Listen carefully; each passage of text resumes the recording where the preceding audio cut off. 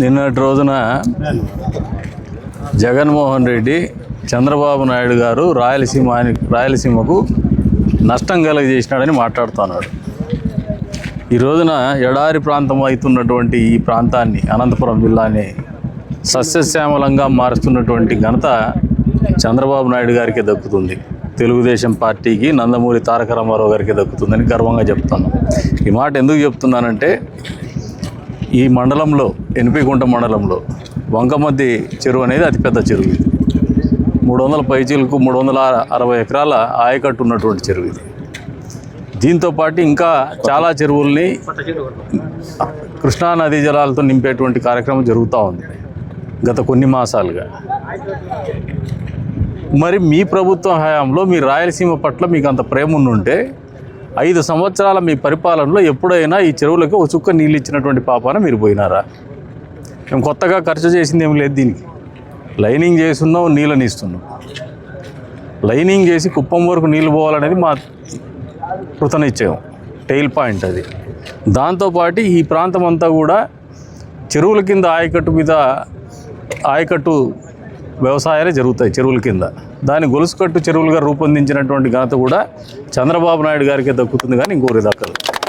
గొలుసుకట్టు చెరువులు నిర్మించుకున్న తర్వాత ఈ రోజున ఒక చెరువుకి ఇస్తే ఆ క్యాస్కేడింగ్ ఇంపాక్ట్ అనేది అన్ని చెరువులు కూడా గ్రావిటీ మీద రన్ చేసుకోగలిగినటువంటి సామర్థ్యం కలిగినటువంటి ప్రణాళిక చంద్రబాబు నాయుడు గారు రూపొందించినారు.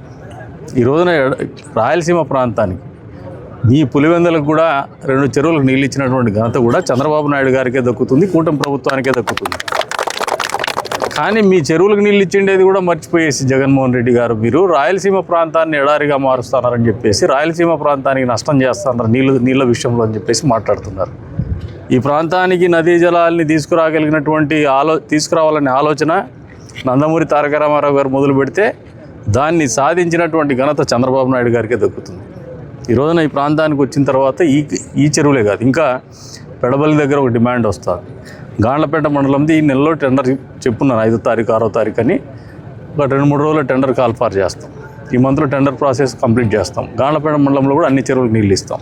అంతేకాకుండా ఇక్కడ పెడబల్లి గ్రామంలో ఉన్నటువంటి చెరువులకి, మిగతా చెరువులు ఏవైనా ఉన్నా కూడా ఈ నియోజకవర్గంలో అన్ని చెరువులకు కూడా నదీ జలాలు అందించేటువంటి ప్రణాళికతోనే ముందుకు పోతున్నాం. ఒక్క చెరువుకు కూడా నీళ్ళు లేకుండా ఎండగట్టం. ఎండాకాలం కూడా చెరువులు నింపుతున్నామంటే చంద్రబాబు నాయుడు గారి చొరవ వల్ల, చంద్రబాబు నాయుడు గారికి ఈ ప్రాంతం పట్ల ఉన్నటువంటి ప్రేమ కావచ్చు, అభిమానం కావచ్చు. రాయలసీమ ప్రాంతాన్ని సస్యశ్యామలం చేయాలా, పండ్ల తోటలు విరివిగా పెంచేటువంటి ప్రాంతంగా ఉంది ఇది. అంతేకాకుండా ఇండస్ట్రియల్ కారిడార్స్ కూడా పెద్ద ఎత్తున రూపుదిద్దుకుంటున్నటువంటి వాడగా రాయలసీమ ప్రాంతం కూడా రూపాంతరం చెందుతున్నాయి. ఇవన్నీ కూడా చంద్రబాబు నాయుడు గారి దూరదృష్టితో జరుగుతున్నదే. జగన్మోహన్ రెడ్డి వాటా ఏమీ లేదు దీంట్లో. జగన్మోహన్ రెడ్డి కష్టం ఏమీ లేదు. జగన్మోహన్ రెడ్డి కనీస ఆలోచన కూడా లేదు. కనీసం దీని గురించి ప్రస్తావించేటువంటి నైతిక హక్కు కూడా జగన్మోహన్ రెడ్డి గారికి లేదని చెప్పే సందర్భంగా తెలియజేస్తున్నాం.